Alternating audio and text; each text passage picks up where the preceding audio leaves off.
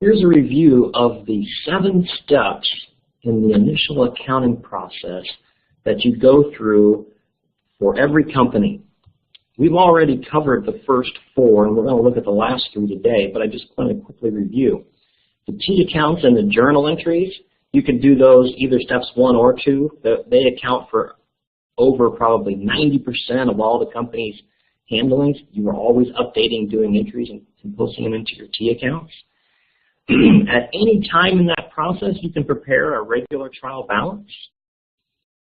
But then when you get to the end of the year or the end of the month, whenever your closing cycle is, we always want to do our updated journal entries and and then prepare an updated adjusted trial balance. The adjusted trial balance is called the adjusted because it has now included all of our adjusting entries and or correcting entries. Again, you can do correcting entries at any point. They don't necessarily have to be done at the end. Just make them whenever you can. But I always put that in the correcting entries with the adjusting, somewhere to put it. And then today we are going to look at closing entries, and then in my next video we'll look at the financial statements. So we're going to skip the financial statements just for a second and look at these bottom 2, the closing entries and then our final trial balance.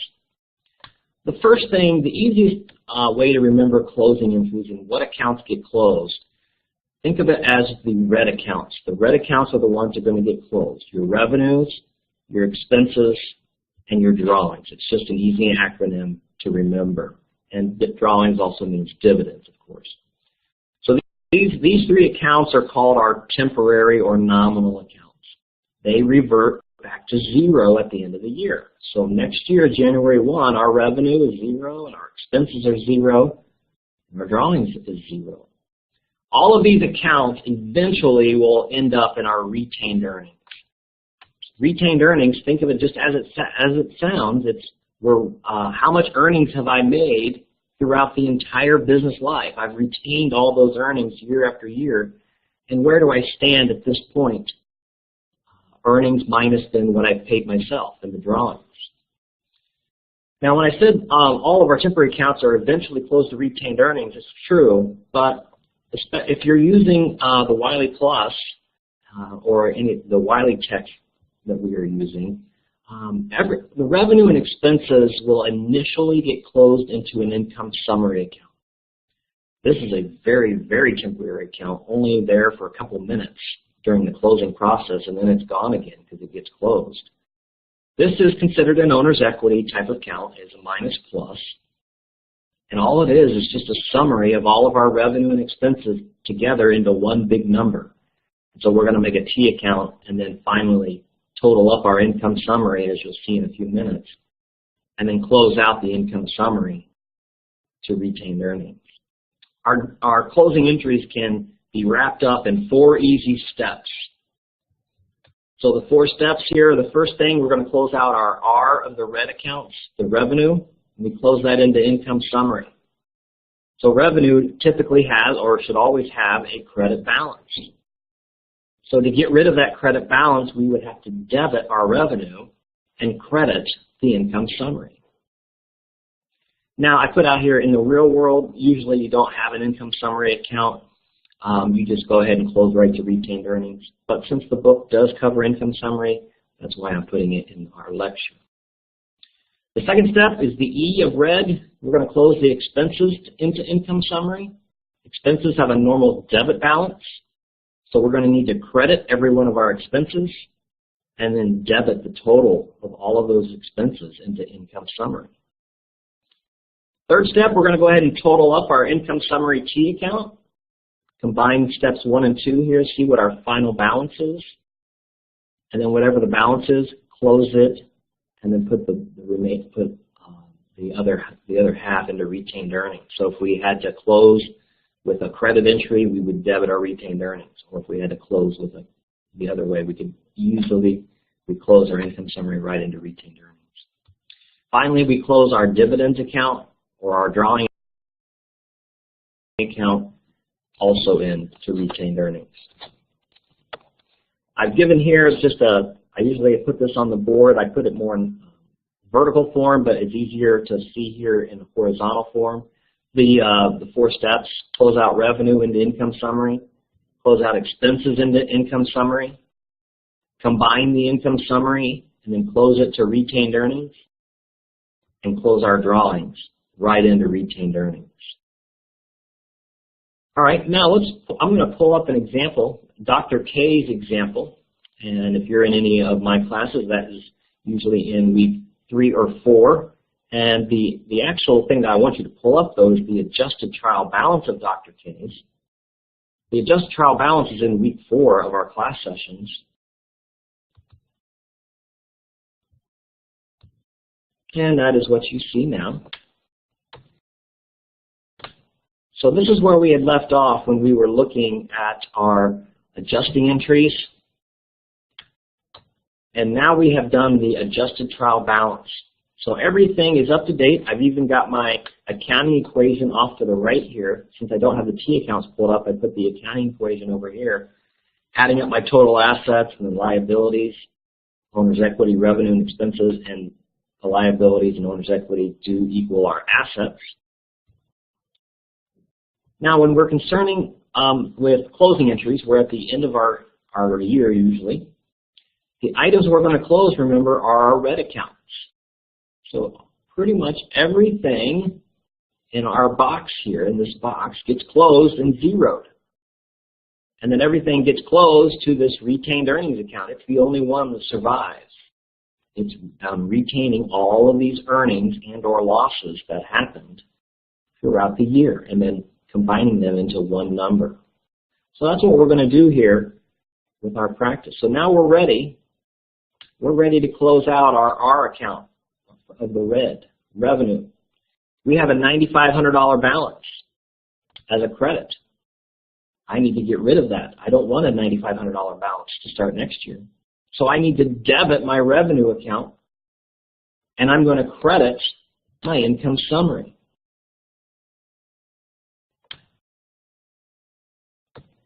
And so off to the side here, I'm making a temporary income summary T account because I need to know what the income summary balance is when I act to be able to do step 3 of my closing entries.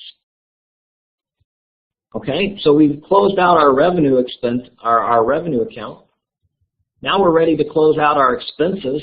I've got 6 of them, and I've already totaled it out here in my T accounts, and I have it here in my trial balance, $15,800. So I already know what the total is. If they have a debit balance, that means I need to credit them in the closing entries.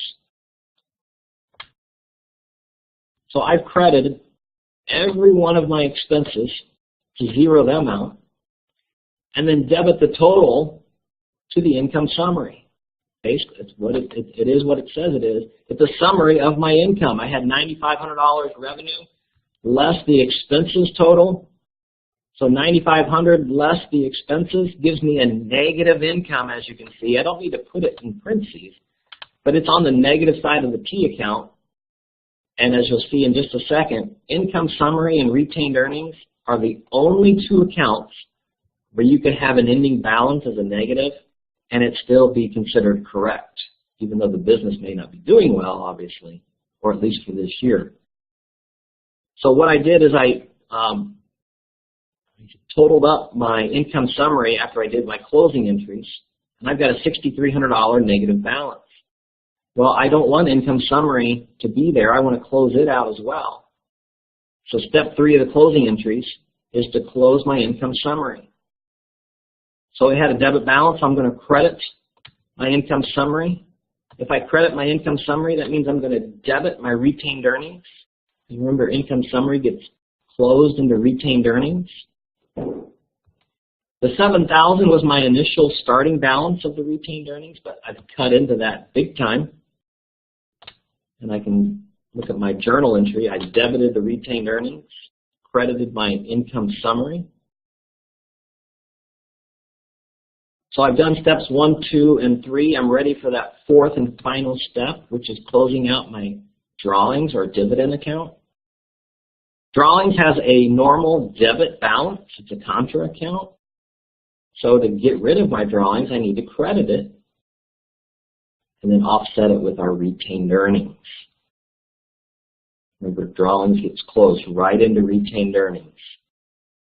So now when I total up my retained earnings T account, it is now in the negative.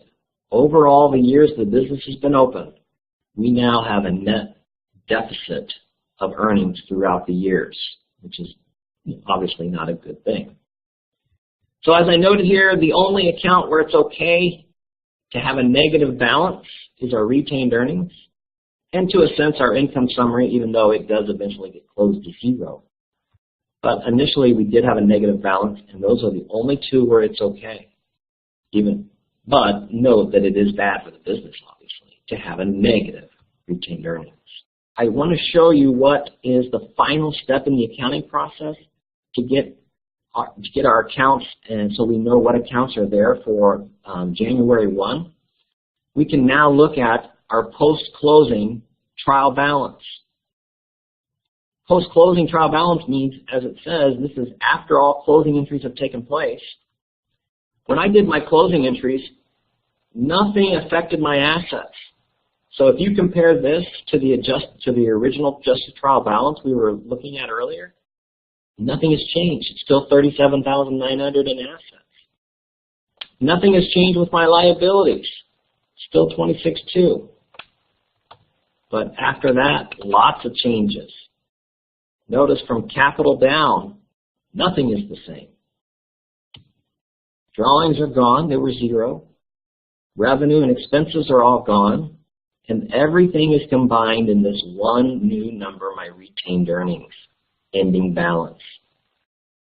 So if I total up my owner's equity accounts, I get a total of $11,700. Combine that with my liabilities, and I do still match my assets. And my debits and credits, if you add up both columns, still do balance, something you always want to check when you finish.